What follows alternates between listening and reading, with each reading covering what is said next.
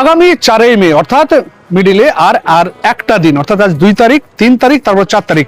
আর এই 4 তারিখে কিন্তু ভাগ্য গণনা হয়ে যাবে পশ্চিমবঙ্গে কে সরকার গড়ছে এবং কে থাকছে সিংহাসনে, কার দখলে যাচ্ছে সিংহাসন। তার আগেই মুর্শিদাবাদের ডোমকলে যে গার্লস কলেজ আছে, সে গার্লস কলেজের গণনা কেন্দ্রে যে মহকুমার, ডোমকল মহকুমার 3 জন তৃণমূল কংগ্রেসের প্রার্থী, রানীনগরের সৌমিক হোসেন, ডোমকলের হুমায়ুন কবির এবং জলঙ্গির তৃণমূল কংগ্রেস প্রার্থী বাবর আলী, তারা কিন্তু 3 জন সন্ধ্যার সময় একসঙ্গে এইখানে যে স্ট্রং রুম আছে গার্লস কলেজ, ডোমকল গার্লস কলেজে, সেই স্ট্রং রুমে কিন্তু তারা ঘুরে গেলেন, দেখে গেলেন যে এখানে যে তাদের যে স্ট্রং রুমে যাদের যে ব্যালট বক্সগুলো যে সিসি ক্যামেরার মাধ্যমে এখানে দেখানো হচ্ছে, সেইগুলো কাজ ঠিকভাবে করছে কিনা সেই সমস্ত প্রক্রিয়া তারা কিন্তু দেখে গেলেন। এবং দেখে আসার পর তারা কিন্তু বাইরে এসে তার কর্মী সমর্থকদের সঙ্গে কিন্তু একটু হাঁটলেন এবং চায়ের আড্ডাতে মাতলেন কর্মী সমর্থকদের সঙ্গে। অর্থাৎ ডোমকল মহকুমার 3 যে প্রার্থী, রানীনগর, ডোমকল এবং জলঙ্গির তৃণমূল কংগ্রেসের যে 3 প্রার্থী, তারা কিন্তু একত্রিত, তাদেরকে এক ফ্রেমে পাওয়া গেল, অর্থাৎ গণনা কেন্দ্রের ঠিক বাইরে, এবং তাদেরকে দেখা গেল গণনা কেন্দ্রের ভিতরে।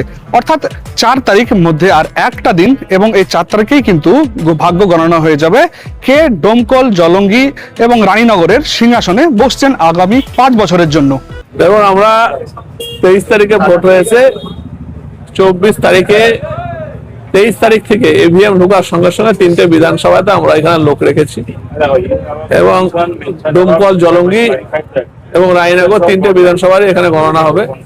তো আমরা সেদিন থেকে লোক রেখেছি, আর প্রত্যেক দিন আমরা বাইরে আমরা এসে আমরা সময় কাটিয়েছি, এবং যাতে কোনো রকম কিছু না হয় এখানে, তার কারণ আমরা বেশি আমাদের ভয় এখানে বিজেপি তো ডাইরেক্ট নেই, বিজেপি যেহেতু এখানে কম আছে, তার এজেন্টরা আছে, তার বি টিম, সি টিম তারা আছে, সিপিএম এবং কংগ্রেস, তারা যাতে কোনো রকম কিছু কারচুপি না করতে পারে, তাই কিন্তু এবার আমরা খুব জোর দিয়েছি স্ট্রং রুমে, যাতে ইভিএম গুলো সুরক্ষিত থাকে।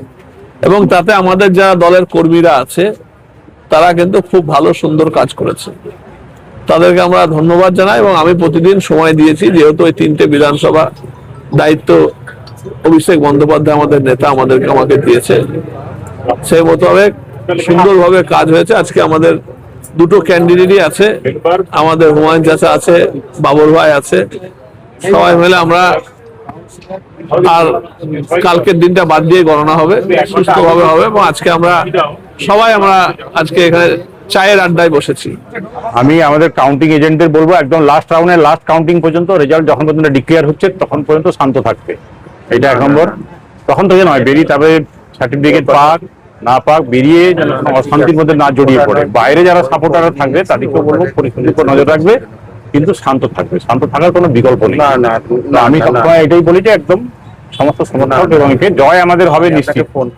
আমরা 235, মোর দ্যান 235 সিটে এখানে জিতবো। মিডিয়া যা দেখাচ্ছে, মিডিয়া যা খেলছে খেলুক, তাতে আমাদের কিছু যায় আসে না। 2000-5000 ভোটে তৃণমূল জিতবে না। যে মিডিয়া এই লেভেলে মিডিয়া খেলে দিল একটুখানি, তাতে আমরা হেরে গেলাম, ওতে কিছু হবে না। It does not make any difference, ঠিক আছে?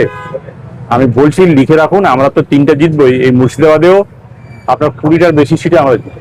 মিডিয়া কি ভাবছে, কি বলছে, ওটা ইমেটেরিয়াল আমাদের কাছে। আমরা ডিটারমাইন্ড, আমরা জিতবো, কারণ আমাদের সঙ্গে মমতা বন্দ্যোপাধ্যায়ের 15 বছরের উন্নয়ন এবং শক্ত প্রশাসন রয়েছে, তেমনি আমাদের সঙ্গে অভিষেক বন্দ্যোপাধ্যায়ের স্টিলের মতো শক্ত সংগঠন রয়েছে, যেটা কোচবিহার থেকে কাকদ্বীপ বা পুরুলিয়া পর্যন্ত কাজ করছে। বিশেষ করে আমাদের 63 নম্বর রানীনগর বিধানসভার যিনি প্রার্থী, দীর্ঘদিনের যা রাজনৈতিক অভিজ্ঞতা রয়েছে, শুধু আমাদের জেলা বলে নয়, সারা রাজ্য জুড়ে, আমাদের সকলের প্রিয় সৌমিক হোসেন দাদা, তার কাছ থেকে আমাদের প্রথম যে এই যে রাজনৈতিক ময়দানে অবতীর্ণ হওয়ার পর তিনি যেখানে যেখানে সকলের সঙ্গে যোগাযোগ করানো বা সকলের কাছে পৌঁছানোর জন্য যে ইন্ট্রোডাকশন, যে ভূমিকাটা, সেই কাজ প্রথম করেন এবং ধারাবাহিকভাবে শেষ পর্যন্ত তিনি ছিলেন। তার প্রতি আমি বিশেষভাবে কৃতজ্ঞ।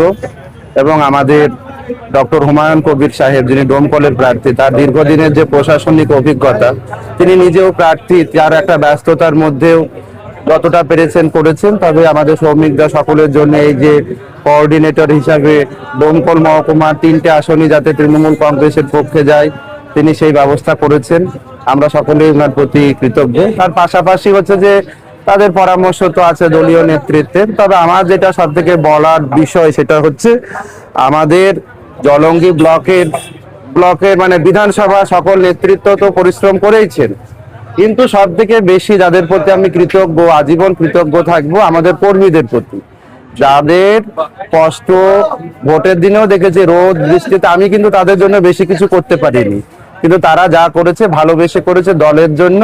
প্রার্থীও যে মানে প্রার্থীর জন্য যে নির্বাচনী বৈতরণী পার হওয়ার জন্য তারা যে ভূমিকা পালন করেছে, আমি নির্বাচিত হলে এটাই আমার সৃষ্টিকর্তার কাছে প্রার্থনা, আমি যেন আমার কর্মীদের পাশে যেন সবসময় থাকতে পারি, ভোটারদের পাশে যেন সবসময় থাকতে পারি, এটাই আমার বলা।